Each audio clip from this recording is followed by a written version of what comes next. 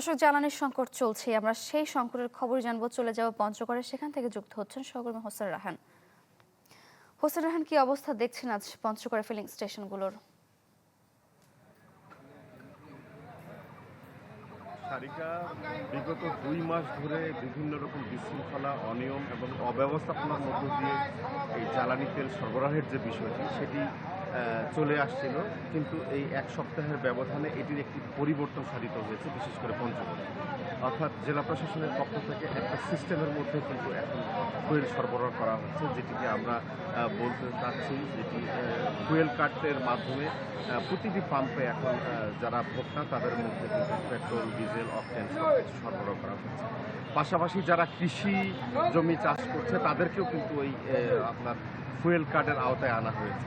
আমি এখন বর্তমানে দাঁড়িয়ে আছি পঞ্চগড় জেলা সদরের করতোয়া ফিলিং স্টেশনে। আপনি লক্ষ্য করছেন আমার পিছনে, এখানে কিন্তু সকাল 8টা থেকে যথারীতি একজন ট্যাগ অফিসারের মাধ্যমে প্রশাসন তাদের লোকজন নিয়ে সারিবদ্ধভাবে কিন্তু সাধারণ মানুষের মধ্যে তেল বিতরণ করছে।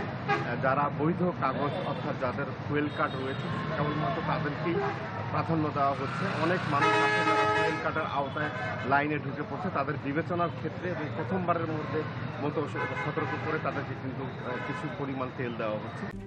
RICL TMX, যুগের পর যুগ স্থাপনা থাকে মজবুত।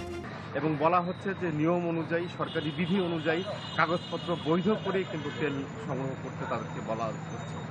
আর এই ঘটনাকে কেন্দ্র করে বিভিন্ন পাম্পগুলোতে কিন্তু কম বেশি একটু নানা রকমের সংঘর্ষ হচ্ছে, অপ্রীতিকর ঘটনা ঘটছে। প্রশাসনের পক্ষ থেকে এসব নিয়ন্ত্রণ করার জন্য চেষ্টা করা হচ্ছে। গণমাধ্যম কর্মী, পুলিশ, সরকারি কর্মচারীদের একটু অগ্রাধিকারের ভিত্তিতে তাদের তেল প্রদান করা হচ্ছে।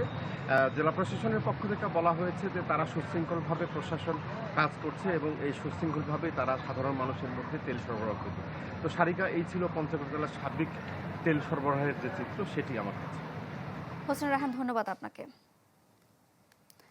দর্শক, পঞ্চগড় থেকে জ্বালানি তেল সংকটের খবর জানছিলাম।